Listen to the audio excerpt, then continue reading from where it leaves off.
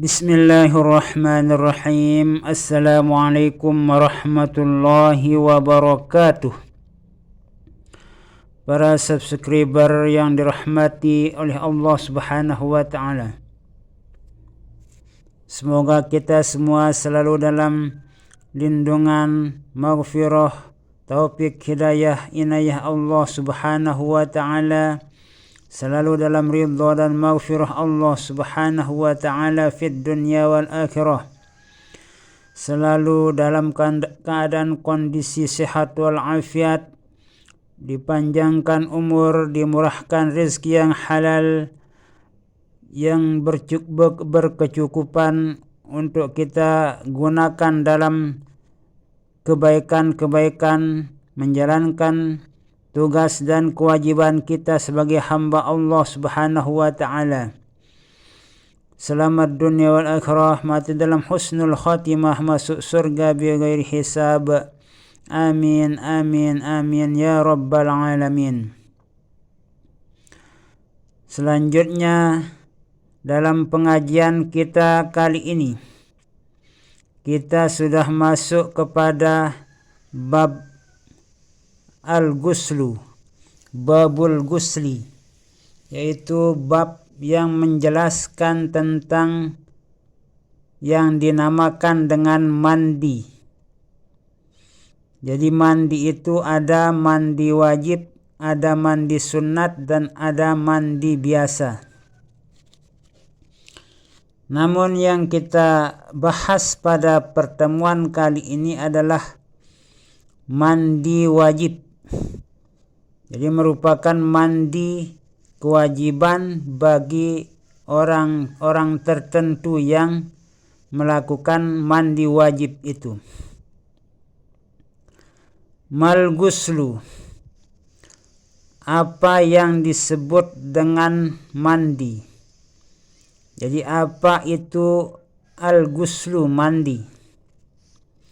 Dijelaskan di dalam kitab ini, huwa ghuslu jismil insani kullihi min a'la ra'si ila muntaha qadamihi. Yang dimaksudkan dengan mandi yaitu membasuh anggota badan manusia seluruhnya. Seluruh anggota badan manusia dibasuh kena dengan air yang suci mensucikan, min a'la ra'si ila muntaha qadamihi, dari ujung rambut sampai ujung kaki. Semua anggota badan dari ujung rambut sampai ujung kaki itu harus rata, wajib rata dengan air, kena dengan air. Itu yang dimaksudkan dengan mandi. Kemudian di sini juga ada beberapa kewajiban di saat kita melakukan mandi.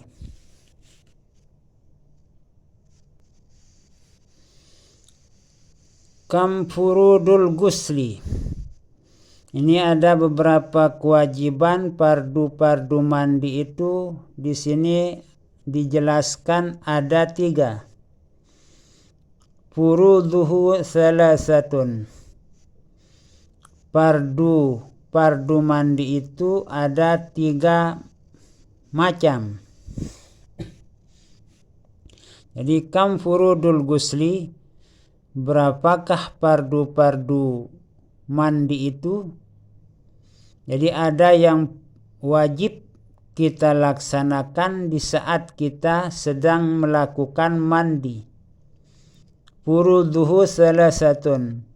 Ada 3 kewajiban yang kita lakukan di saat kita mandi.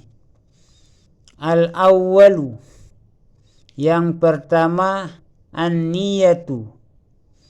Kita wajib melapaskan niat di dalam hati inda ghusli awwali juz'in minal badani, Jadi niat itu dilapaskan di dalam hati di saat basuhan pertama anggota tubuh kita itu. Mana basuhan pertama dari anggota badan kita itu, itulah tempat melapaskan niat di dalam hati. Misalnya kita membasuh tangan, mulai membasuh tangan. Jadi di saat kita membasuh tangan itu, niat wajib mandi kita lapaskan di dalam hati. Contohnya, nawaitul ghusla li rab'il hadatsil akbari lillahi ta'ala. Itu contohnya kita melapaskan niat di dalam hati di saat kita membasuh tangan, misalnya tangan yang pertama kita basuh. Jadi kita masukkan tangan kita ke dalam kolam atau jeding misalnya, tapi jedingnya itu harus lebih dari 2 kullah, ukuran 60 cm kali 60 cm itu ukuran 2 kullah pas.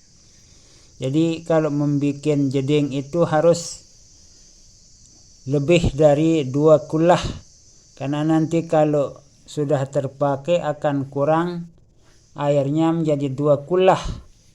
Nanti kalau masuk basuhan air mandi atau air wudhu kita itu ke dalam jeding yang kurang airnya dari 2 kullah, maka air tersebut menjadi mustakmal, tidak bisa digunakan untuk menghilangkan najis maupun hadas air yang mustakmal. Itulah sebabnya harus lebih dari 2 kullah air jeding kita itu, dan tidak boleh kurang dari 2 kullah. Sebab seperti yang saya katakan tadi, kalau air itu kurang dari 2 kullah masuk air wudhu atau air mandi kita itu ke dalam jeding itu, percikan-percikan air mandi atau percikan air wudhu ke dalam air yang kurang 2 kullah, maka air tersebut menjadi mustakmal. Kalau sudah mustakmal, maka tidak bisa lagi menjadi air yang mensucikan. Artinya air yang kurang 2 kullah itu dicukupkan 2 kullah baru bisa dipakai untuk mensucikan atau mandi atau membersihkan sesuatu yang kena dengan najis.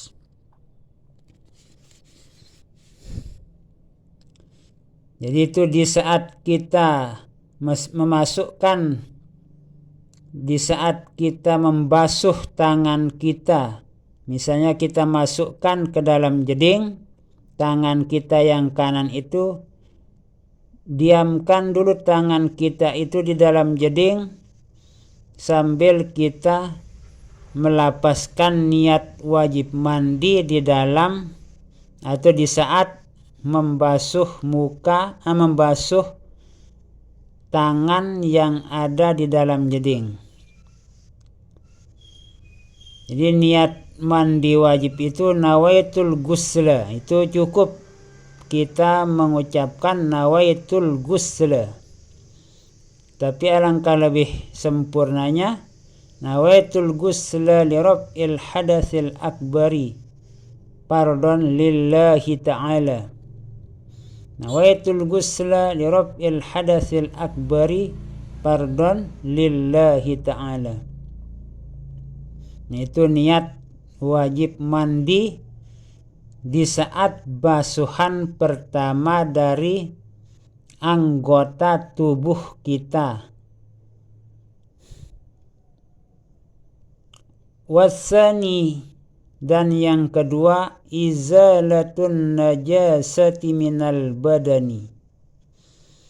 Yang kedua, kita wajib menghilangkan najis yang ada pada anggota badan kita itu wajib kita hilangkan.